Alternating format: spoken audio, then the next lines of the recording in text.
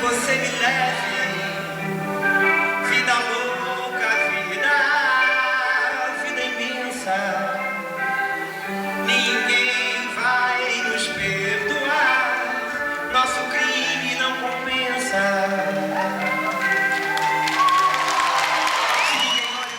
Olá, boa tarde. Olá, muito boa tarde.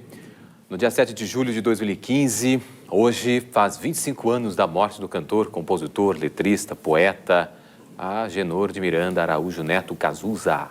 Em 1988, 2 anos antes, ele veio a Porto Alegre, onde fez o seu último show aqui no estado, no Teatro Presidente. Cazuza, na época, deu uma entrevista exclusiva para 2 jornais e para a TVE.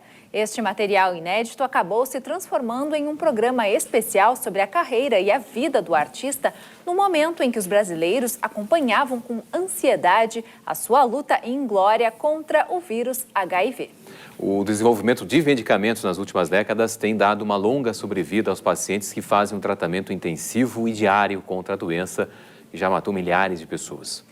O canal aberto desta terça-feira faz uma homenagem à memória de Cazuza e chama a atenção sobre o aumento da AIDS entre jovens no Brasil, o crescimento da contaminação em 11% entre os anos de 2005 e 2013 e um alerta especial da ONU que pede novos programas e ações de todos os países para evitar uma nova epidemia da doença daqui a 5 anos. De AIDS virou uma coisa muito promíscua. A promiscuidade não veio nem veio das pessoas, da imprensa. Da imprensa. Você vê em Paris, na Europa, você não vê notícia de AIDS.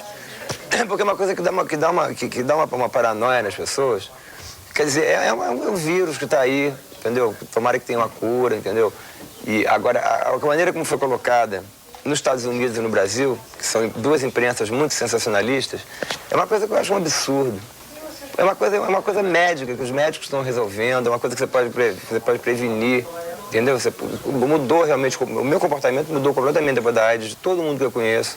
Ninguém mais é o que era, entendeu? Todo mundo está mais namorando mais, vendo, porque é uma coisa que passa pelo esperma, enfim. Agora, eu acho que ela é tratada pela imprensa aqui de uma maneira muito, muito leviana. 94% dos brasileiros sabem que a camisinha é a melhor forma de prevenir doenças sexualmente transmissíveis, como a AIDS. Mas quase metade dos entrevistados, 45%, não usou preservativos nas relações sexuais casuais nos últimos 12 meses. Os dados são de uma pesquisa do Ministério da Saúde, realizada em fevereiro deste ano com 12 mil pessoas. O médico sanitarista, Jair Ferreira, que recebeu a notificação do primeiro caso de AIDS no estado em 1983, apurado no Hospital Vila Nova, zona sul de Porto Alegre, vai nos contar então como é que foi essa luta e como é que está a AIDS atualmente no Brasil. Boa tarde, Jair Ferreira. Boa tarde. Bom, falar um pouco sobre essa questão das campanhas. As campanhas contra a AIDS começaram nos anos 80, né? Isso. E como é que se percebe, como é que percebeu, como é que se pode falar sobre as campanhas, tanto do uso da camisinha, deu certo ou não deu certo? A gente percebe ali que os brasileiros, né, essa pesquisa do Ministério da Saúde afirma que a grande maioria dos brasileiros não utiliza a camisinha. O que dá para se falar sobre esse histórico das campanhas dos anos 80 para cá? Olha, as campanhas tiveram um sucesso relativo, porque se nós olharmos qual era o percentual de uso de preservativos lá em 1985, né, antes de começarem as campanhas da AIDS, girava em torno a 3%. Então nós hoje temos 45% e 94% das pessoas sabem que o uso da camisinha é um meio preventivo eficaz. Então, mas como toda medida de controle que depende de comportamento, é muito difícil que as pessoas mudem o seu comportamento.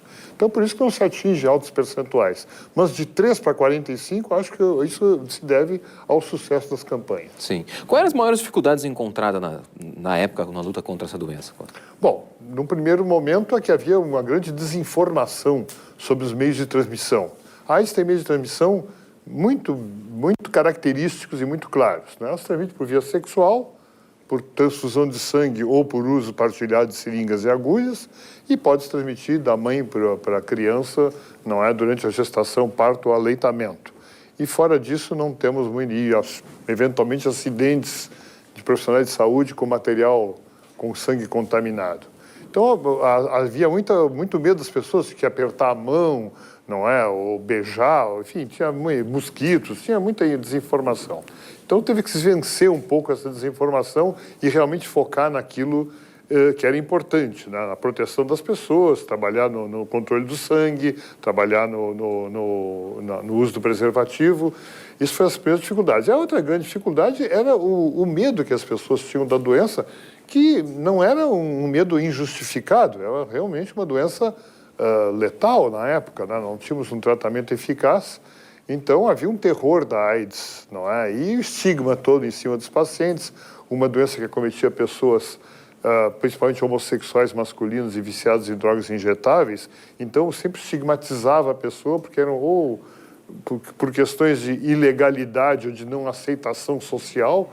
Isso também atrapalhou bastante, não é, o trabalho de prevenção da doença. E o tratamento, os avanços dos tratamentos da AIDS? Nós tínhamos um marco. A doença começou sem tratamento, depois surgiu um grupo de medicamentos, que eram os inibidores da transcriptase reversa, que é uma enzima que o vírus utiliza.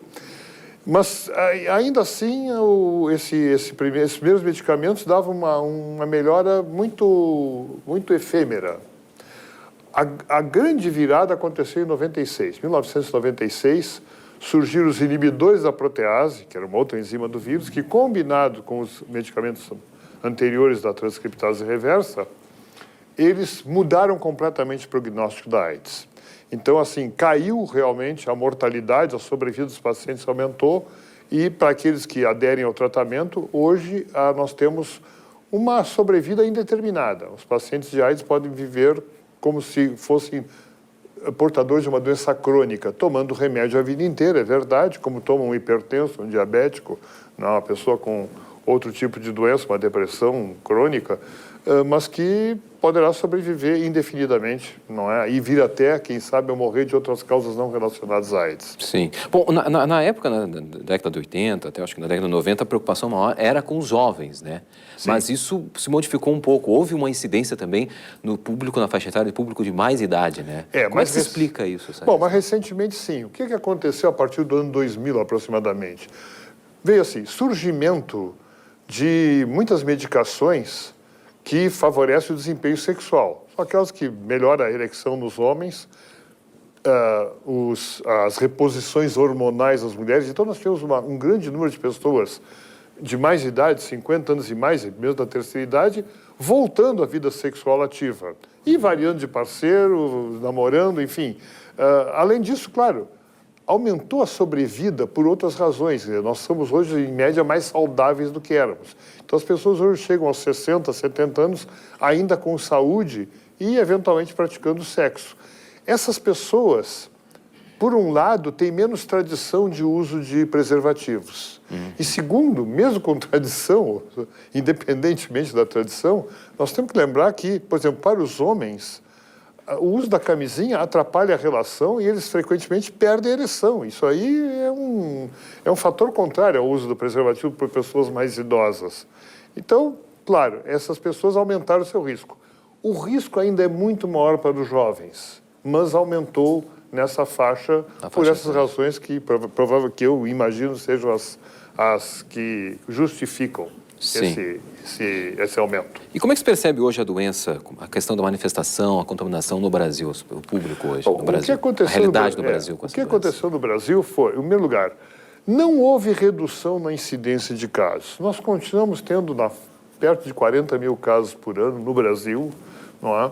E o que reduziu foi a letalidade da doença, quer dizer, o risco de morrer uma vez estando com AIDS. Só para dar um exemplo.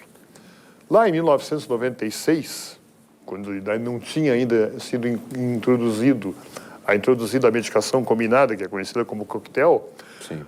nós tínhamos no Brasil cerca de 70 mil, no máximo, pessoas vivendo com AIDS. E morriam 15 mil por ano. Então, a cada ano, 20 e tantos % dos que eram portadores da doença morriam. Isso caiu rapidamente no ano seguinte. 97 foi para 12, no ano 2000 foi para 10 mil.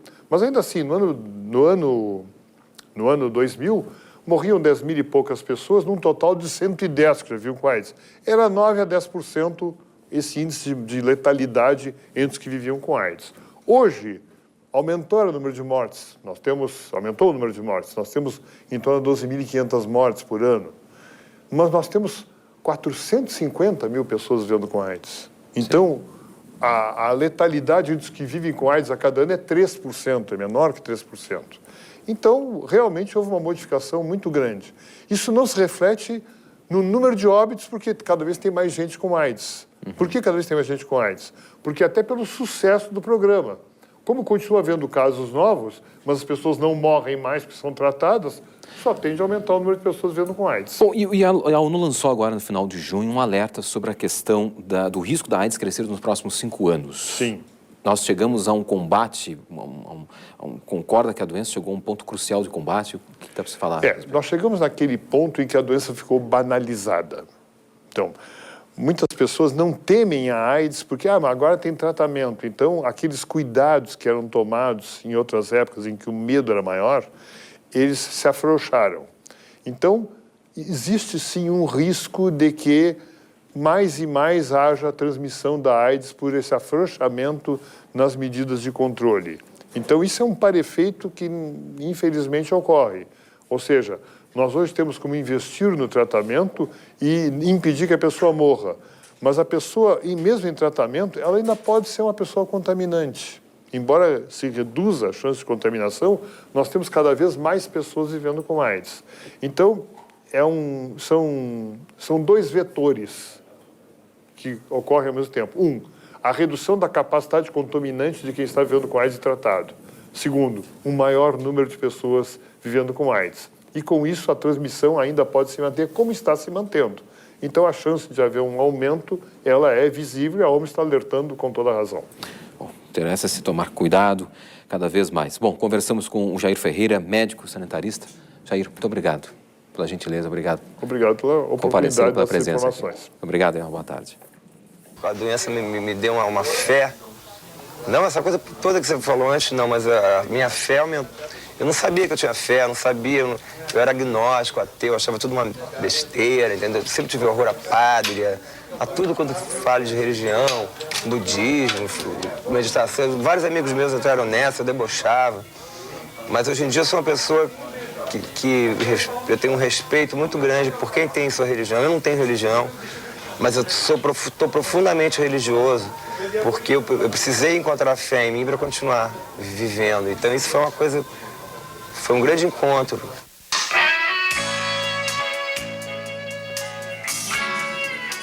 90 casos de AIDS por grupo de 100 mil habitantes são detectados em Porto Alegre. Os números são do Ministério da Saúde. A faixa etária de maior incidência é a de 30 a 39 anos. Mas os casos vêm aumentando também entre pessoas de 15 a 29 anos e acima dos 60 anos.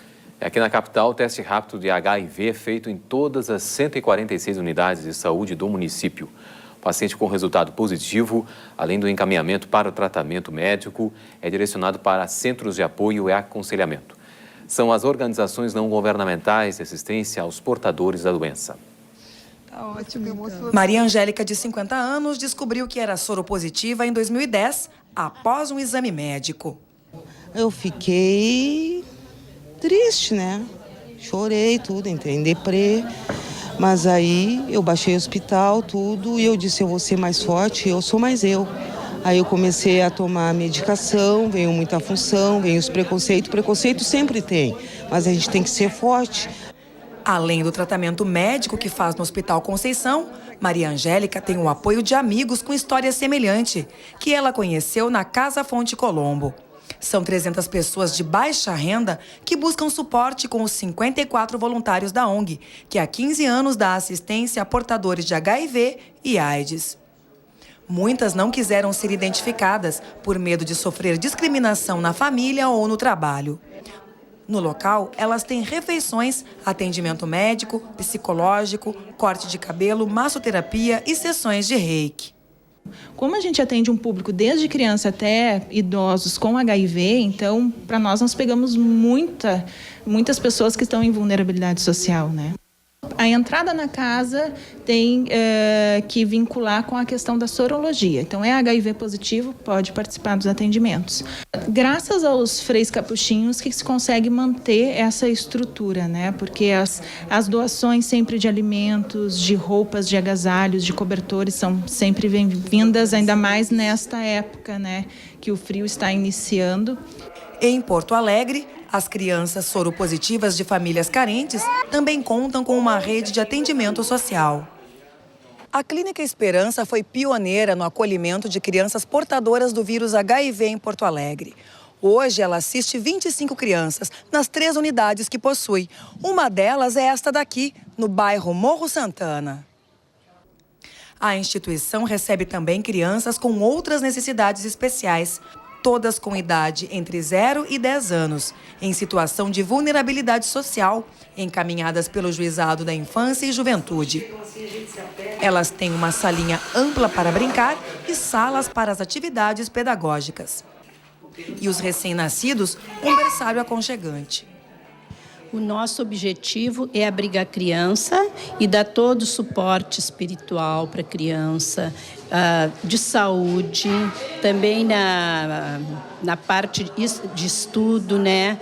De atendimento médico, enfim, tudo que uma criança que tem o pai e a mãe, né, recebe, nós aqui temos por direito da criança de dar esse atendimento também. Segundo o último levantamento do Ministério da Saúde, Porto Alegre teve 7,6 casos de mortes por AIDS em menores de 5 anos por cada 100 mil habitantes. A taxa de transmissão vertical, ou seja, de mãe para filho, foi de 3,58%, o menor índice dos últimos 10 anos. Muitos bebês contaminados ainda na barriga da mãe, que passaram pela Clínica Esperança, depois de tratamento específico, tiveram o HIV negativado e ganharam uma nova família. Nós temos crianças que foram adotadas, tanto bebês, né, com o vírus da AIDS, como adolescentes. E tu acompanha a história de vida deles. E todos eles venceram. Elas têm uma força tão grande, né, desenvolvida, eu creio que através desses cuidados, para enfrentar a vida. Eles enfrentam muito bem a vida, isso é muito importante. Eles não têm aquela coisa de não ter esperança, eles têm esperança. As drogas, para mim, foram fantásticas. As drogas me abriram minha cabeça muito, sabe? Na minha adolescência, foi uma coisa que me ajudou a conhecer mais as coisas, entendeu? Mas é uma coisa muito pessoal minha, entendeu? Eu não aconselho, a droga que é barato, não. Inclusive, hoje em dia, eu sou uma pessoa careta, praticamente, eu só bebo.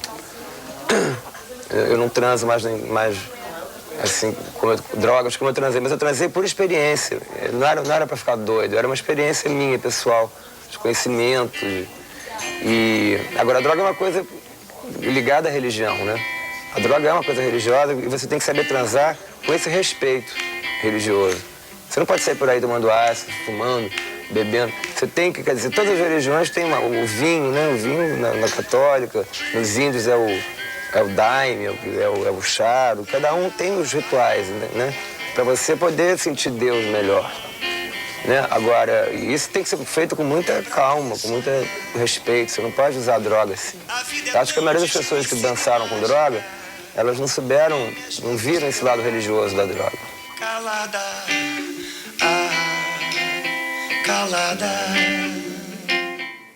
Uma das mais tradicionais entidades de apoio à luta contra a doença é o GAPA. O grupo de apoio à prevenção à AIDS atua há 26 anos, recebendo soropositivos e familiares para esclarecer as melhores formas de enfrentar a doença e como conviver com o vírus, que hoje pode ser controlado com medicamentos especiais. Nós estamos recebendo aqui no Canal Aberto Carlos Duarte, vice-presidente do GAPA aqui do estado. Boa tarde. Boa tarde. Bom, a gente viu aí, né, que a doença, quando surgiu, ainda não tinha muito o que se fazer, né? De lá para cá, a medicina evoluiu bastante.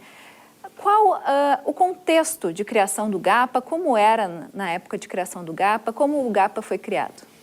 O GAPA foi criado em 1989 por pessoas que entenderam que a epidemia de AIDS, que estava surgindo naquele contexto de 1980, na década de 80, com uma forma de preconceito e discriminação muito grande. E muitos amigos e conhecidos dessas pessoas, enfim, familiares, estavam falecendo, contraindo o HIV, e naquela época se morria de AIDS muito rápido. Em 6 meses, 1 ano, as pessoas vinham a falecer. E não tinha ninguém que desse esse apoio à família e às pessoas durante esse período, né? Então o GAPA surgiu para isso, para ajudar, para apoiar as pessoas que viviam e os familiares dessas pessoas que estavam morrendo com AIDS. Bom, e quando que foi possível, então, ter a esperança de conviver com a doença? Olha, em 1996 surgiram medicamentos que de fato tiveram efetividade no combate à epidemia de AIDS, no combate à doença propriamente dita, né? Então, a gente pode dizer que a partir de 96, as pessoas infectadas pelo vírus começaram a viver com AIDS e não apenas morrer com AIDS. Acho que 96 é um marco nessa história da AIDS no mundo todo. Bom, e hoje qual o trabalho do GAPA? Quais as ações que o GAPA faz? Olha, o GAPA, durante esses 26 anos, a gente passou por vários momentos na instituição, né? A gente pode dizer que durante os anos 2000, início dos anos 2000, foi o momento em que o GAPA esteve mais ativo, com mais voluntários e tudo mais. Acho que com essa questão da AIDS hoje ter caído um pouco no esquecimento das pessoas, propriamente dito assim, tanto a sociedade quanto a gestão, enfim, deixaram a epidemia de AIDS um pouco de lado. O fato de ter medicamento, das pessoas viverem mais com AIDS, deixou as pessoas mais, digamos assim, com uma tranquilidade sobre a epidemia. Hoje o GAPA se ressente muito disso, porque a gente tem muitos poucos voluntários. Na verdade, em 2000 nós tínhamos em torno de 120 pessoas trabalhando no GAPA, hoje a gente tem em torno de 10 pessoas trabalhando no GAPA. Então, diminuiu muito as nossas atividades. E como que os governos brasileiros ajudaram no combate à doença ao longo desses anos?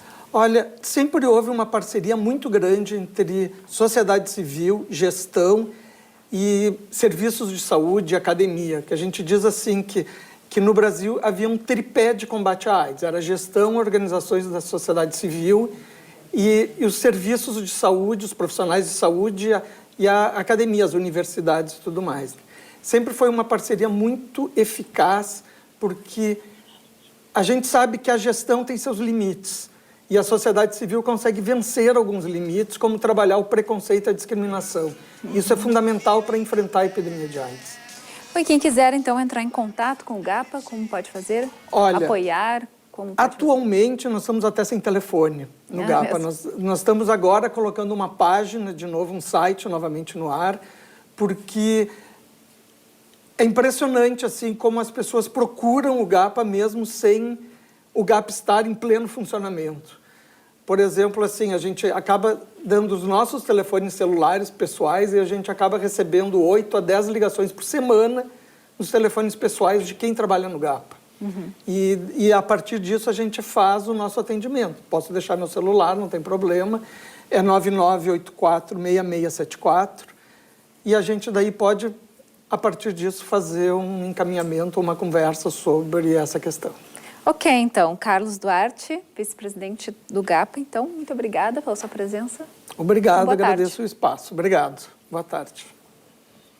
A gente tem que amar a vida, tem que valorizar a vida. A vida tem que ser valorizada. Isso em todos os termos, em todos os sentidos. Político, social, na gente mesmo, com os amigos, com a família. Enfim, a gente tem que ter essa... Eu tô com essa coisa muito forte. Eu tô com uma coisa... Eu sou uma pessoa... Eu me descobri uma pessoa muito religiosa. Embora não tenha religião nenhuma, não frequente nada. Religiosidade no sentido de respeito à vida, já. Né?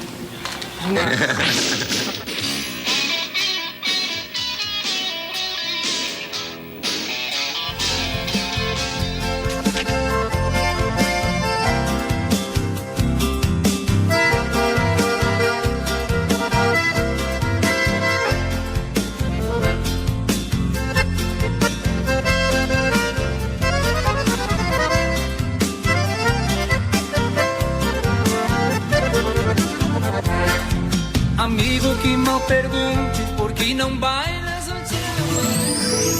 O Rio Grande do Sul segue com muitas nuvens e instabilidade. Porto Alegre vai ter chuva ao longo da terça-feira. A máxima chega aos 19. Em Guaíba, os termômetros marcam 20 graus. A temperatura também atinge os 20 graus em Tramandaí, no litoral. Porém, a chuva deve ser mais forte, acompanhada de trovoadas. Segunda capital brasileira a implantar a coleta seletiva, Porto Alegre comemora hoje 25 anos de programa. Manter a cidade limpa e ainda gerar renda para populações de recicladores sempre foram objetivos da ideia de separar corretamente o lixo. A Prefeitura programou esta manhã várias atividades no centro da cidade para festejar a data e também para estimular a população a continuar parceira deste projeto. Apesar da familiaridade dos porto-alegrenses com a separação do lixo, apenas 3% de todos os resíduos produzidos na cidade são efetivamente reciclados. A campanha Recicla Poa, lançada hoje, pretende ampliar o serviço. Um novo contrato com a Cotravipa, responsável pela coleta em Porto Alegre, vai passar a valer a partir de agosto. Hoje nós atendemos 100% dos bairros, mas não a totalidade das ruas. Com o novo contrato, nós vamos atender 100% dos bairros, vamos continuar, e atingir 100% das ruas. No estande montado pelo DMLU, no Largo Glênio Pérez, pessoas que vivem da reciclagem ensinam à população a importância de separar o lixo. É que a gente recebe tanto resíduo, né? Alguma parte a gente vende para ter a nossa renda. São 25 trabalhadores, 25 cooperados e uma sustentabilidade boa. Garrafas PET se transformam em porta-bijuterias. Sombrinhas e guarda-chuvas estragados viram ecobags. Até mesmo o óleo de cozinha já utilizado tem reaproveitamento. Quilo de soda, 2 litros de água morna e 6 litros de óleo. Dão 40 pedaços de sabão, que dá para vender por R$1 cada. Então, R$40 numa reciclagem por 20 minutos. Para saber mais sobre reciclagem e o dia de coleta no seu bairro, acesse a página do DMLU.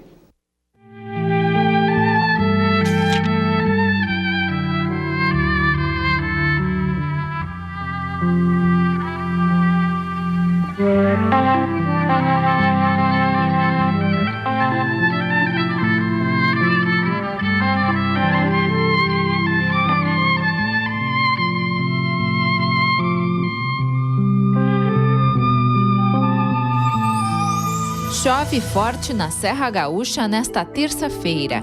Em Caxias do Sul, a mínima foi de 14 graus. A máxima chega aos 18. Possibilidade de temporal em Passo Fundo, na região norte. Faz 19 graus. Céu nublado com pancadas de chuva no noroeste. Faz 18 graus em Cruz Alta.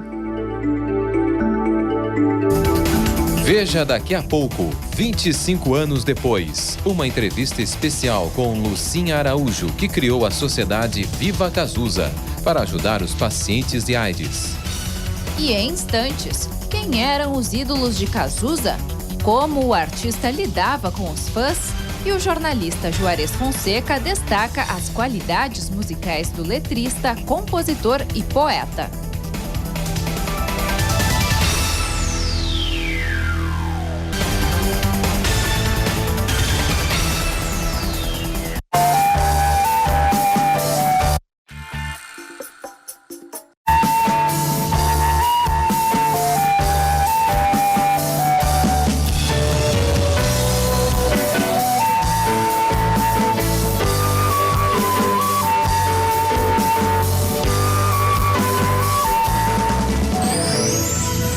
Uruguaiana, na fronteira oeste, ainda vai ter chuvas isoladas, mas o tempo começa aos poucos a abrir. Faz 19 graus. Em São Borja, as temperaturas não variam muito. Fez 14 graus ao amanhecer e a máxima chega aos 19. Em Alegrete, tempo instável, com possibilidade de aberturas de sol. Faz 19 graus. Os funcionários do INSS pararam ou diminuíram o atendimento em 8 de cada 10 agências do estado. Na capital, agora pela manhã, não ocorreram transtornos para quem tinha agendado o comparecimento em uma unidade do Instituto.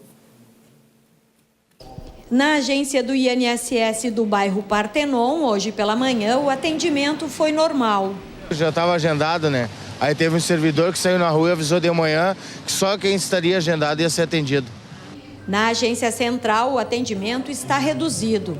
Segundo o sindicato, apenas 10% dos servidores dessa agência estão trabalhando. Mas quem tinha perícia marcada estava sendo atendido. Foi bem rápido até, porque tem pouca gente hoje, né? O comando de greve avalia que 80% das agências do INSS no estado aderiram ao movimento. A assessoria de imprensa do Instituto confirma os números. Na negociação, o governo oferece um reajuste de 21,3%. Os servidores pedem um aumento de 27% como forma de reduzir perdas salariais desde 2008. Os grevistas não garantem 30% de servidores em cada agência por não entender o atendimento como essencial.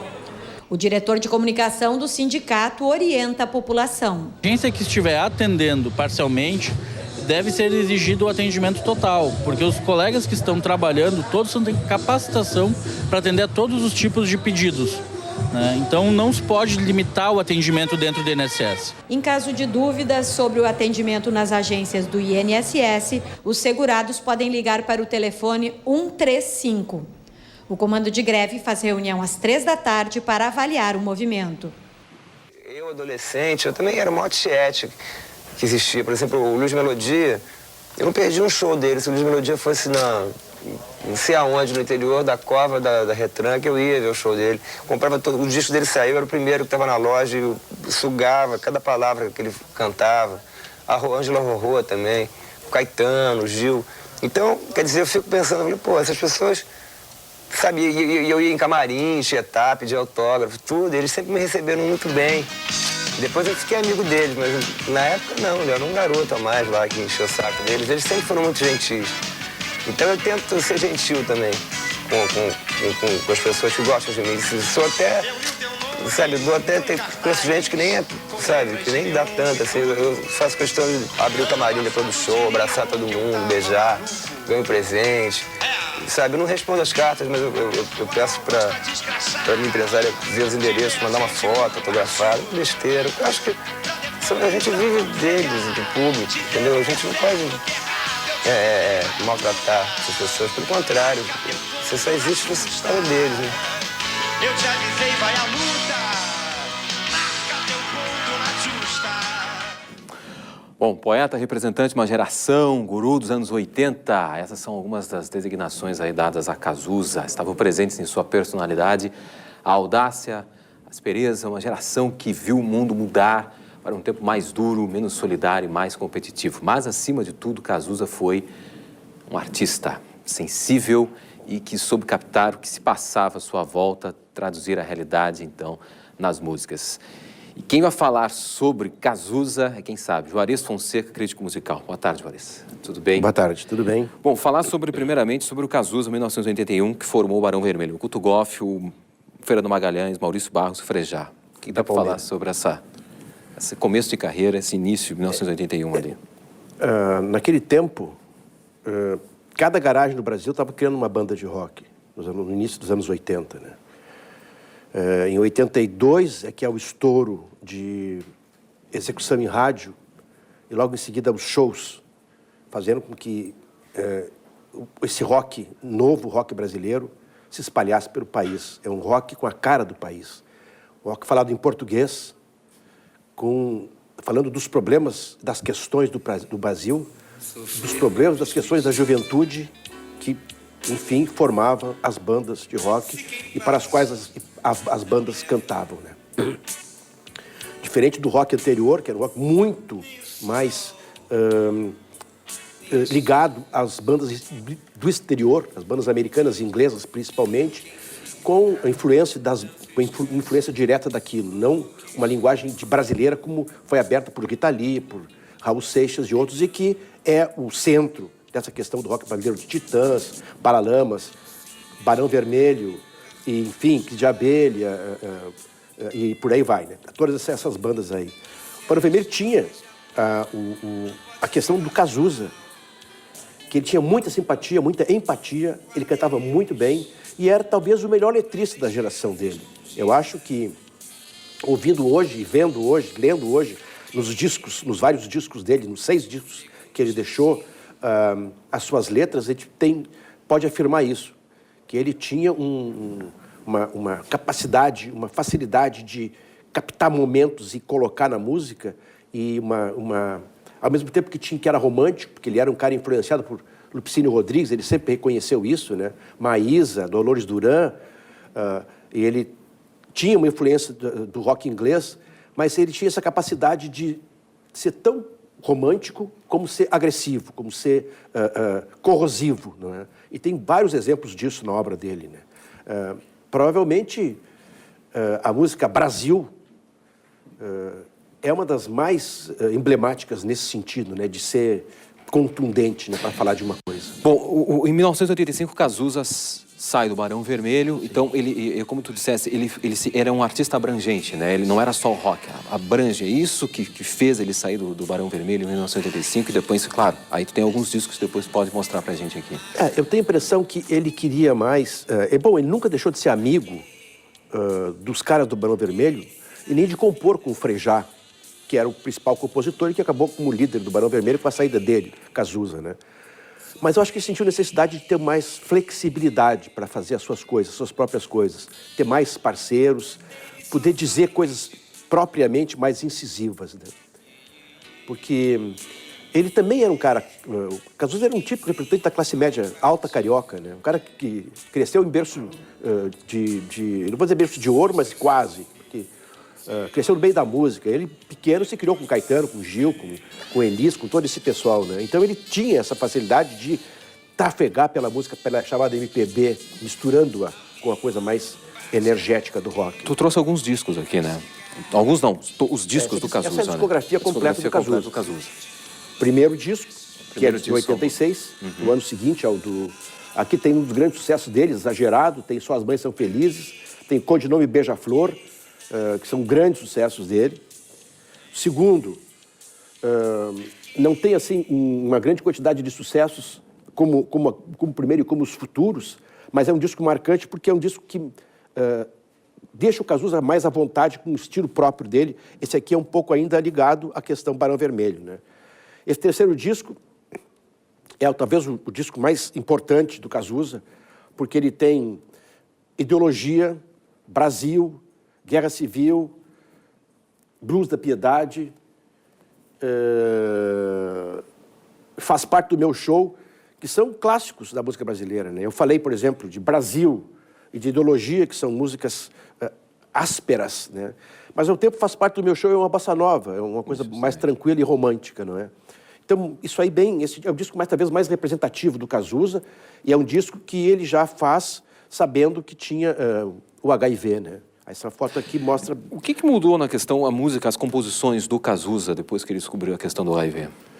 O que dá para perceber no Cazuza, a mudança dele? Também a questão, tu acredita assim, a questão, o momento do país também, a questão da década de 80, o que dá para se falar um pouco a respeito dessa questão? Quando o Barão Vermelho fez aquele show no Rock in Rio, em 1985, foi no exato dia em que o Tancredo Neves estava sendo eleito presidente da República, interrompendo a ditadura militar brasileira. Ou seja, um civil assume, não do partido dos militares, mas de outro partido, de oposição. E o Cazuza e o Barão Vermelho, nesse dia, dedicam uma música, falam que eles estavam felizes por esse evento, e canta a música Pro Dia Nascer Feliz, dedicando ao novo presidente da República, né? Eu acho que quando o Cazuza começa a investir mais contra a imobilidade do país, é porque as coisas não foram como eles imaginavam que deveriam ser, que poderiam ser, né? O país continuou com problemas, continua com problemas. Hoje, eu acho que ele seria ainda mais agressivo do que foi naquele tempo, né? E, enfim, mas quer dizer, ele é um cara que soube interpretar o Brasil. E no período da doença, as duas coisas ficaram mais agudas, eu acho, né? Tanto a questão romântica quanto a questão da crítica, sabe? Porque ele já era uma coisa assim, quer dizer, ele já estava dono dessa situação de analisar o país, né? E de se analisar a si próprio, né? E eu acho que a doença só fez deixar isso mais nitidez, mais claramente, né? Tem os 3 discos ali. Esse aqui, então, ele bem a exposição dele de mudança física com a doença. É um álbum duplo. E fazer um álbum duplo também é digamos assim, um exemplo de como ele tinha coisas para dizer, de como ele estava precisando dizer coisas e colocar coisas na roda. Esse disco ao vivo ele faz nessa época, tá? Que tem todos os sucessos, quase todos reunidos. Esse aqui já é um disco póstumo que ele deixou gravado, saiu um ano depois da morte dele, né? E tem, por curiosidade, uma música chamada Camila, Camila, que é da banda Nenhum de Nós, gaúcha, né? Tá certo. Juarez Fonseca, crítico musical, a gente percebe aí que o Cazuza é, acima de tudo, corajoso, né? Acima de tudo, corajoso. Ele foi um dos raras pessoas da época que assumiu publicamente a questão da AIDS, de ser o soro positivo, né? O Renato Russo, por exemplo, não se tem foto dele fisicamente debilitado, né? O Cazuza se mostrou assim. Tá certo. Juarez Fonseca, crítico musical. Juarez, agradecemos muito a presença aqui. Obrigado pela gentileza. Obrigado, uma boa tarde. Obrigado. Hein? Os valores nos quais a gente possa confiar. Porque a minha geração, eu tenho 30 anos, foi uma geração totalmente do silêncio, do vazio, da ditadura. A gente não sabia, entendeu? No meu colégio eu nunca tive um Grêmio estudantil, não teve nada, entendeu? Era uma coisa a gente via falar, entendeu? Os jornais eram censurados e tal. Então a gente era uma geração que a gente foi tudo em cima de droga, de loucura, porque não tinha mais pra onde ir, entendeu? Então a liberação da gente foi no corpo da gente. Foi a liberação sexual, eram as drogas, as coisas que foi o mínimo que a gente pôde fazer, porque a gente não podia mais fazer nada, né? Então acho que hoje em dia tá havendo, de qualquer maneira, ruim ou não, tá havendo uma abertura maior e as pessoas estão realmente precisando acreditar em alguém, sabe, acreditar em alguma corrente de pensamento, que ideologia é corrente de pensamento. E não encontra, porque tá tudo muito... Você vê os partidos políticos no Brasil, é tudo muito misturado, você não sabe... Você vê um cara falando uma coisa num dia, falando outra no outro, aí um cara tem uma posição um dia, um mês depois tem outra diversa. Então, essa bagunça, assim, que eu quis falar nessa música, né?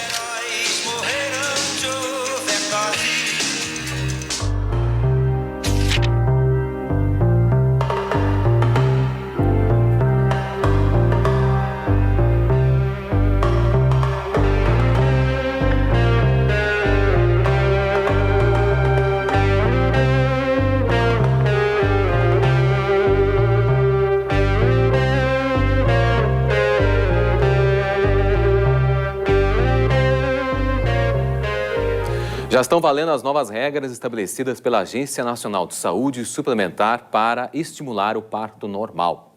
Mas as cesáreas eletivas não ficaram proibidas, como se chegou a cogitar no anúncio das mudanças.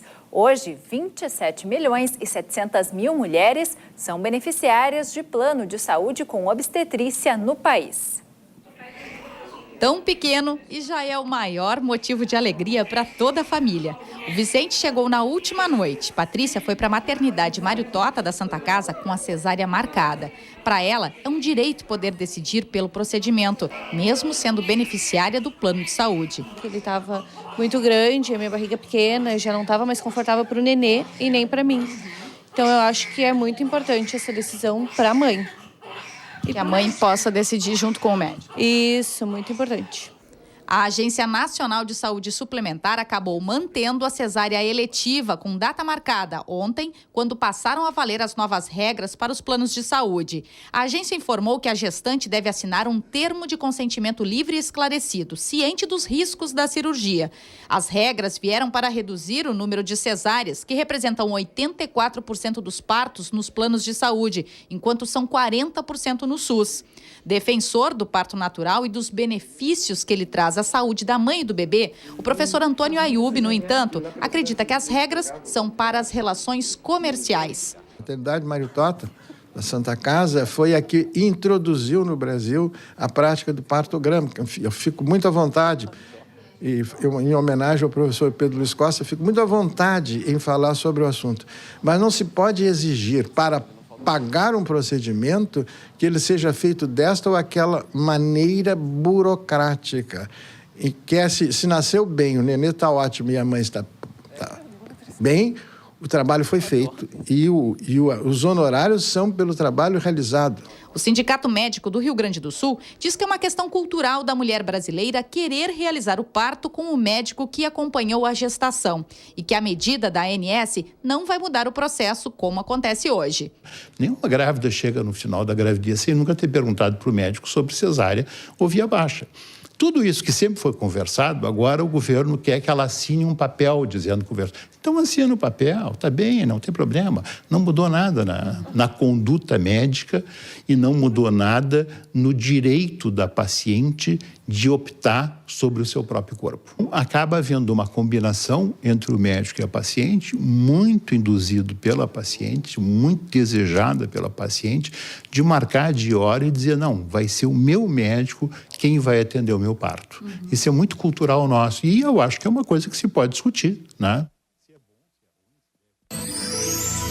Céu encoberto com pancadas de chuva em Santa Cruz do Sul, na região central. A máxima chega aos 18. Santa Maria também tem temperaturas amenas. Fez 12 graus ao amanhecer e à tarde os termômetros marcam 16. Chove em Cachoeira do Sul, onde a máxima chega aos 17.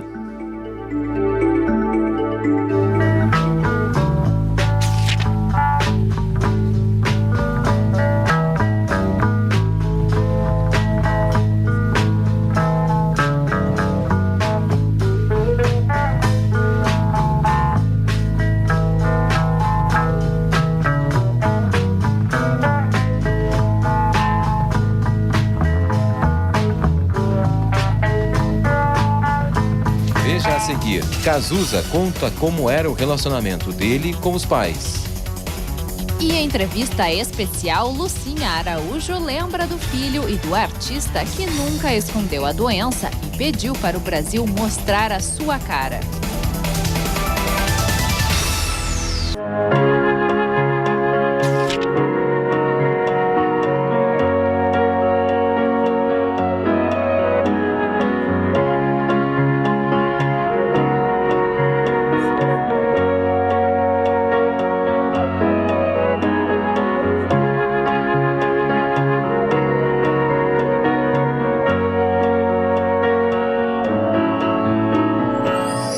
A região da campanha ainda tem previsão de chuvas isoladas, mas o sol deve aparecer em meio à nebulosidade.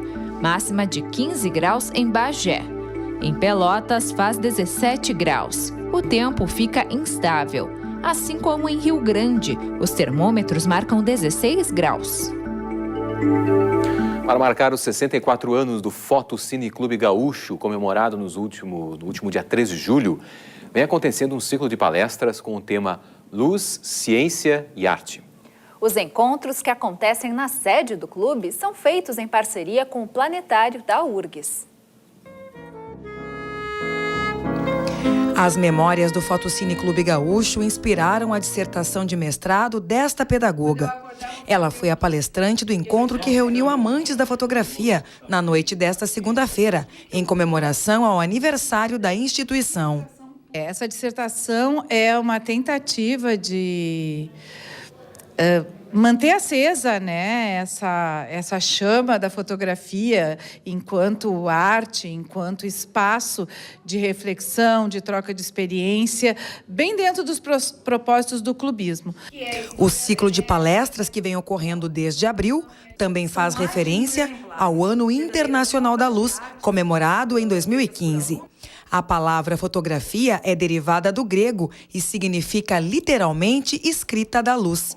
É com a luz que os fotógrafos capturam as mais variadas formas de imagens. É quando a ciência e a arte se misturam, o que explica a participação do Planetário da URGS no projeto. A fotografia é, por si só, a coisa que marca pessoas de qualquer idade, né? E essa é uma característica do planetário. As pessoas que buscam o planetário se encantam, porque lá a gente trata, enfim, das coisas do céu e das imagens e atende um público de 4 a 80 anos. E fotografia é a mesma coisa, né? O encantamento é o mesmo. Esta galeria de fotos é uma pequena amostra do grande acervo do Fotocine Clube Gaúcho ao longo dos seus 64 anos. São mais de 1000 exemplares, verdadeiras obras de arte feitas por alunos e profissionais. A composição artística, a boa focalização, a escolha do motivo, a posição do elemento principal da fotografia no quadro fotográfico, isso faz parte de uma criação, de uma composição artística. E é isso que a gente tenta passar e passa para os nossos alunos. Quem quiser viajar no tempo e saber mais sobre a história da fotografia no Rio Grande do Sul, pode visitar o Fotocine Clube Gaúcho, na Rua Doutor Flores, número 98, 8º andar, centro de Porto Alegre.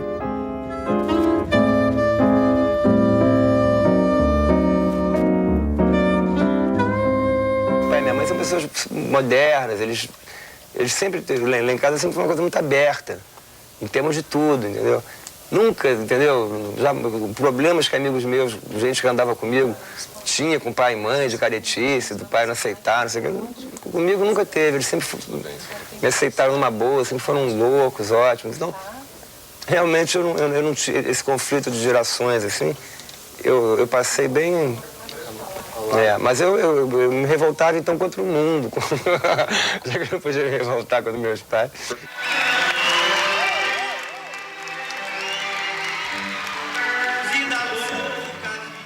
Lucinha Araújo fundou em 1990 a Sociedade Viva Cazuza, que vem ajudando os pacientes adultos e infantis tratados na rede pública do Rio de Janeiro devido ao vírus HIV. A mãe do artista deu uma entrevista especial para o Canal Aberto, onde falou da saudade do filho e da luta que trava há mais de 25 anos contra a AIDS. Olha, o nosso relacionamento era muito bom, muito intenso, porque ele é muito parecido comigo, era muito parecido comigo de temperamento, né? E com o pai ele tinha mais respeito, comigo era meio esculachado.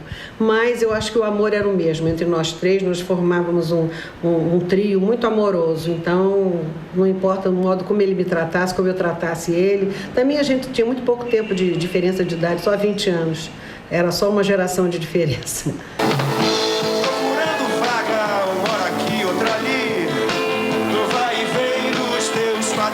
O Cazuza, além de belas canções, ele não deixou só isso para o povo brasileiro, ele deixou um exemplo de coragem para milhões de soropositivos que ainda lutavam para mostrar suas caras, que tinham vergonha.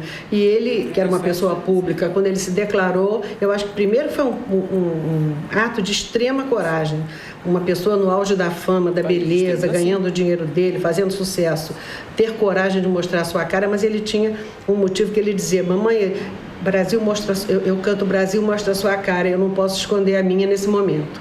Então, eu e o pai dele admiramos muito ele pela coragem de se declarar e ficamos admirando ainda mais o nosso filho, que além de um gênio da música popular brasileira, também era um ser humano muito corajoso. Um troço qualquer morreu,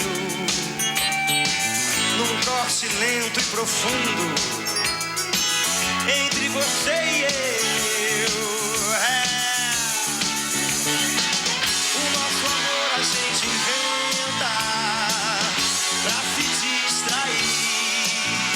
porque essa doença marca a família, os vizinhos, a cidade que você mora, o bairro, o mundo, porque é uma doença que abalou muito o mundo inteiro, né? Então, eu acho que quando a gente passa por isso, é muito difícil você deitar a cabeça no travesseiro e não fazer nada por aqueles que, pelo menos, nós tivemos dinheiro para manter essa doença, que na época só tinha um remédio. Hoje em dia, para vocês terem uma ideia, tem 26 diferentes tipos de antirretrovirais para tratar HIV e os tratamentos fazem com que a pessoa fique com uma forma física muito melhor, e esse, aliás, é um grande problema, porque a pessoa fica bem de qualidade e quantidade de vida e os outros não usam camisinha. Mas isso já é um outro caso. Então, eu acho que a AIDS não tem cura, a AIDS não tem cara, e as pessoas têm que se prevenir. Aí é o seu recado que eu sempre dou.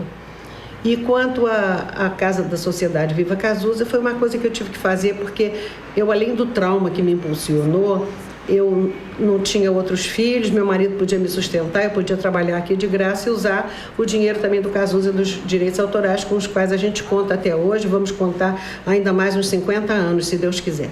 Então, quando eu não estiver mais aqui, a Sociedade Viva Cazuza vai continuar. E outra forma de eu me manter viva, não só para perpetuar a memória dele, como também de eu me ocupar, porque eu não sou mulher de ficar em chazinho de clubes, de nada, eu não tenho nada contra quem fica, mas não é uma coisa que me satisfaça. E isso é uma coisa que me satisfaz plenamente. Então, eu aqui não só dou, como eu recebo muita coisa. Que a história de amor não pode acabar mal. O adeus. A partir de agora, você pode ver na internet o programa especial com Cazuza falando da vida pessoal e artística com as principais músicas do compositor. Veja ainda toda a entrevista exclusiva na íntegra que ele deu em 1988, antes do último show na capital gaúcha. Basta acessar o site da TVE, que é o tve.com.br. Para encerrar, uma música que a mãe do compositor canta em homenagem ao filho. Tomara é cantada por Lucinha Araújo. Uma boa tarde para você. Boa tarde. Tomara que ainda eu te encontre um dia, sozinho, cansado de recomeçar, querendo de novo a minha companhia, pedindo desesperado para voltar.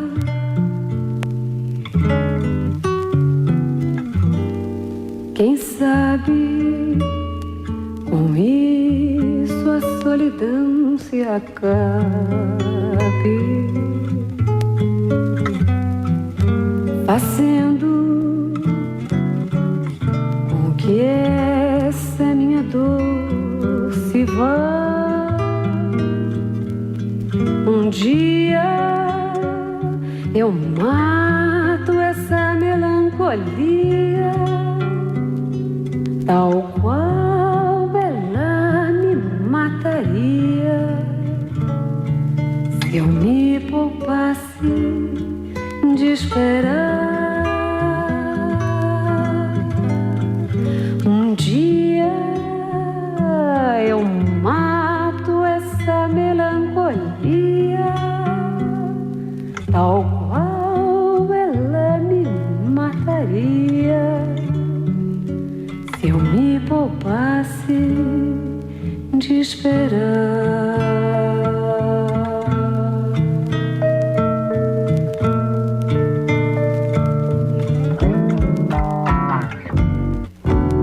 Tomara que ainda eu te encontre um dia, sozinho, cansado de recomeçar,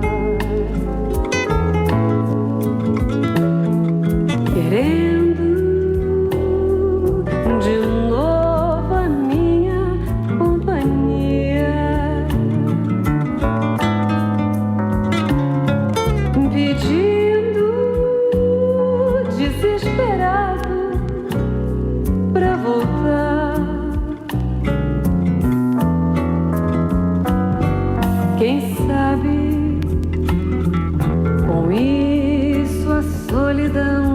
acaso.